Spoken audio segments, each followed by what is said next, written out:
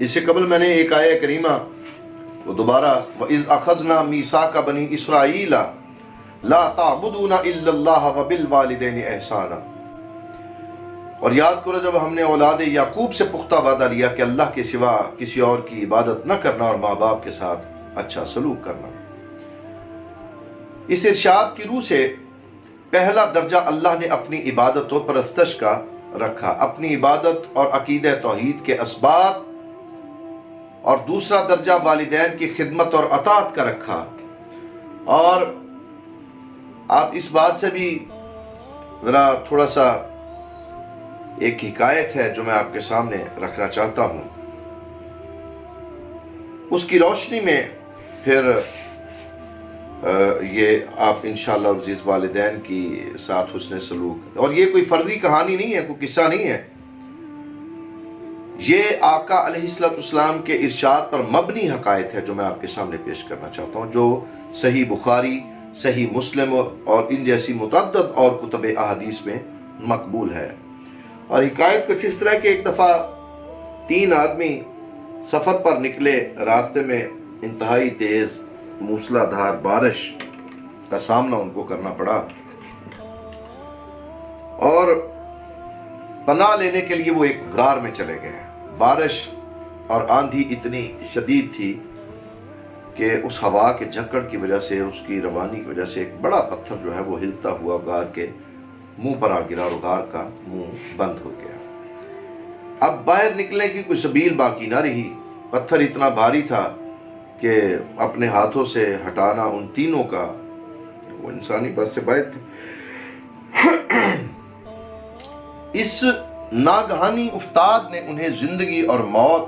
کی کشمکش سے دوچار کر دیا۔ ہوا اور روشنی سے محروم اس غار میں انہیں اپنی موت جو ہے وہ یقینی نظر آنے لگی۔ اس اضطراری کیفیت میں ان تینوں نے ایک دوسرے سے کہا کہ آؤ اپنا کوئی محبوب عمل جو للہیت اور نیکی پر مبنی ہو یاد کریں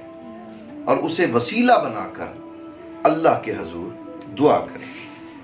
وہ ہمیں اس مصیبت سے نجات عطا فرما دے۔ پہلے شخص نے بارگاہ خداوندی میں دعا کے لیے ہاتھ اٹھائے، اور حدیث پاک میں مذکور ہے کہ اس نے یوں دعا کی کہ اللہ تو جانتا ہے کہ میں ایک چرواہا ہوں، روزانہ بکریوں کو اجرت پر چرانا میرا ذریعہ معاش ہے، میرے والدین انتہائی بوڑھے اور ضعیف ہے جو میری بیوی اور بچوں کے ساتھ گھر میں مقیم تھے۔ میرا یہ معمول تھا کہ شام کو گھر لوٹتا تو بکریوں کو دودھ دھو کر سب سے پہلے اپنے والدین کو دیتا، جب وہ شکم سیر ہو جاتے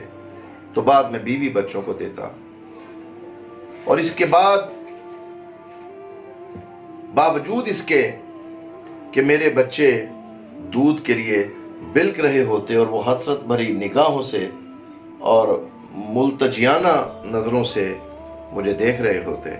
میرے معمول میں کبھی بھی فرق نہیں آیا۔ میں نے کبھی اپنی اولاد اور اپنی بیوی کو اپنے والدین پر ترجیح نہیں دی، ان کی خدمت کو فوقیت دی، دل و جان سے بوڑھے ماں باپ کی خدمت انجام دیتا رہا، اور ہمیشہ یہ کوشش کی کہ مجھ سے کوئی کوتاہی سرزد نہ ہونے پائے۔ ایک دن اے اللہ تعالیٰ تیری مشیت اس طرح کار فرما ہوئی کہ بکریاں چرتی ہوئی بہت دور نکل گئیں۔ جب انہیں لے کر گھر لوٹا تو کافی رات گزر چکی تھی۔ میں نے حسب معمول دودھ دھویا اور لے کر والدین کے پاس گیا تو وہ انتظار کرتے کرتے سو گئے تھے۔ میرے بیوی بچے جاگ رہے تھے، وہ کہنے لگے بوڑھا اور بوڑھیا تو سو گئے، یہ دودھ ہمیں دے دو، مگر میں نے ان کی ایک نہ مانی اور دودھ لے کر والدین کے سرہانے کھڑا رہا کہ وہ جاگیں تو وہ دودھ میں ان کی خدمت میں پیش کروں، مگر وہ ساری رات سوتے رہے، اور میں نے انہیں جگانا اپنے ہاتھوں سے جگانا مناسب نہ سمجھا، اور نہ ہی دودھ سے پیچھے ہٹنا، نہ ہی ان کی خدمت سے پیچھے ہٹنا میں نے گوارا کیا۔ مبادا رات کے کسی حصے میں جاگ جائیں اور مجھ سے دودھ طلب کریں۔ اس دوران میرے بیوی بچے بھی انتظار کرتے کرتے سو گئے، مگر میں نے ساری رات اپنے بوڑھے ماں باپ کے سرہانے کھڑے کھڑے گزار دی۔ اے اللہ میں نے ہی سب کچھ تیری رضا کے لیے کیا، اگر تجھے میرا یہ عمل پسند ہے تو مجھ سے راضی ہے تو ہمیں اس عذاب سے اور بلائے ناگہانی سے نجات دے دے۔ دل مفتر سے نکلی ہوئی دعا بارگاہ حق میں قبول ہوئی اور اچانک پتھر سرک کر تھوڑا سا ایک طرف ہو گیا۔ باقی دونوں نے بھی اپنے اپنے محبوب عمل کو وسیلہ بنا کر بارگاہ خداوندی میں پیش کیا اور دعائیں کی، جن کے نتیجے میں وہ پتھر جو تھا وہ غار کے منہ سے ہٹ گیا اور وہ تینوں اس مصیبت سے نجات پا گئے اور باہر آ کر اپنے سفر پر روانہ ہو گئے۔ اب اخلاقی طور پر اس شکایت کا جو نتیجہ نکلتا ہے کہ باری تعالیٰ اپنے بندوں کے محبوب اور نیک اعمال کا بھی حیا فرماتا ہے اور ان کے وسیلے سے کی گئی دعاؤں کو شرف قبولیت بخشتا ہے۔ ان اعمال صالحہ میں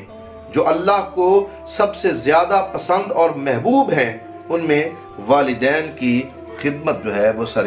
فہرست ہے۔ والدین کی خدمت گزاری اور ان کی سعادت مندی کا اندازہ اس حدیث پاک سے بھی ہو سکتا ہے کہ ایک شخص آقا علیہ الصلوۃ والسلام کی بارگاہ بیکسپنا میں حاضر ہوا اور عرض پرداز ہوا کہ آقا مجھے جہاد پر جانے کی اجازت دیجیے۔ جہاد میں شرکت بہت بڑی نیکی ہے اور بظاہر ایسا عمل ہے کہ جس کے بارے میں قرینے کے آس نہیں تھا کہ حضور نبی اکرم علیہ الصلوۃ والسلام اسے اس نیک کام سے روکتے یا اس آرزو کی تکمیل سے اس کو منع فرما دیتے، لیکن آقائے دو جہاں رحمت عالم نور مجسم شفیع معظم صلی اللہ علیہ وآلہ وسلم نے اس شخص سے استفسار فرماتے ہوئے پوچھا، کیا تیرے ماں باپ زندہ ہیں؟ وہ اس بات میں جواب دیتا کہ یعنی وہ کہتا ہے کہ ہاں جی میرے والدین حیات ہیں، تو حضور علیہ الصلوۃ والسلام نے ارشاد فرمایا فَفِيهِمَا فَجَاهِدُوا، تو ان کی خدمت میں رہ کر جہاد کر، یعنی ان کی خدمت کرنا تیرے لیے جہاد ہی ہے، جہاد سے بڑھ کر ہے۔ وہ نابکار جس نے والدین میں سے دونوں یا کسی ایک کو بھی بڑھاپے میں پایا اور اپنے لیے جنت کا سامان نہ کر سکا، اس سے بڑھ کر بدبخت اس دنیا میں اور کوئی نہیں ہو سکتا۔ دوسرے لفظوں میں آپ علیہ الصلوۃ والسلام نے ایسے شخص کے لیے ہلاکت اور تباہی و بربادی کی کڑی وعید سنائی جسے بوڑھے ماں باپ خدمت کے ذریعے مفت جنت حاصل کرنے کا ملا موقع، لیکن اس نے ان کی خدمت سے انکاری ہو کر، ان سے دور ہو کر اور اپنی عاقبت نہ اندیشی کے ہاتھوں سے اس نے اس موقع کو گنوا دیا۔ اب ایک چیز اور بھی ذہن میں رکھیں کہ کتنا بدبخت اور بد نصیب ہوگا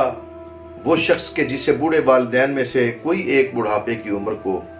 یا دونوں ہی آخری حصہ اس کو نصیب ہو اور اس نے ان کی خدمت کر کے اپنے مولا سے جنت کی ضمانت حاصل نہ کر لی۔ میں نہیں سمجھتا کہ اس سے بڑا کوئی بد نصیب ہو سکتا ہے۔ سورہ لقمان میں ارشاد باری تعالیٰ ہے کہ وَوَصَّيْنَا الْإِنسَانَ بِوَالِدَيْهِ، اور ہم نے انسان کو اس کے والدین کے بارے میں نیکی کا حکم، تاکیدی حکم فرمایا۔ اللہ تعالیٰ نے انسان کو یہ جو والدین کی خدمت کی تاکید فرمائی ہے اور حقوق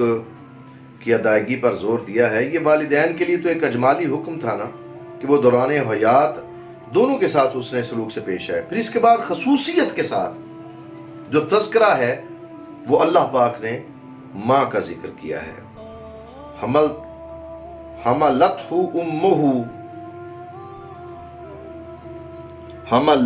امہ وہنن علی وہن، جسے اس کی ماں تکلیف کی حالت میں اپنے پیٹ میں برداشت کرتی رہی۔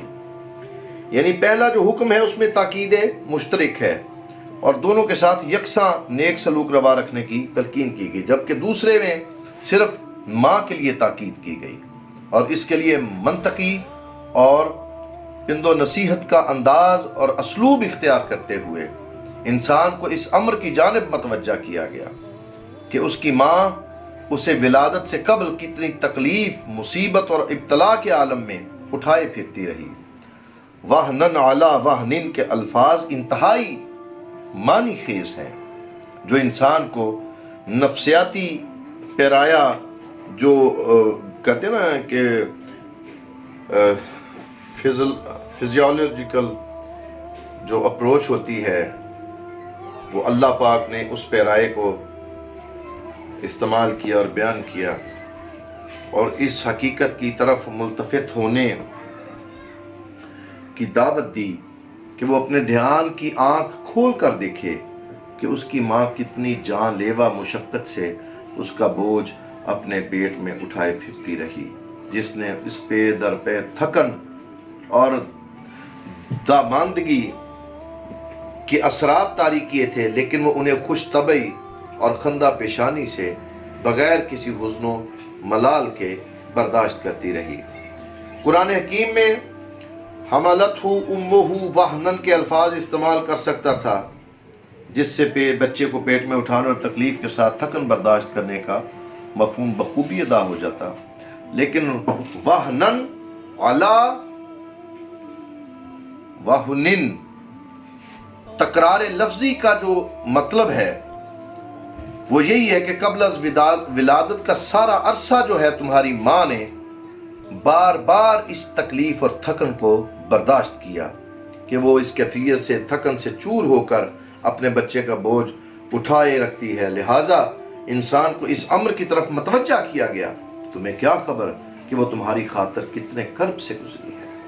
اور کس اذیت کی کیفیت سے دوچار ہوئی،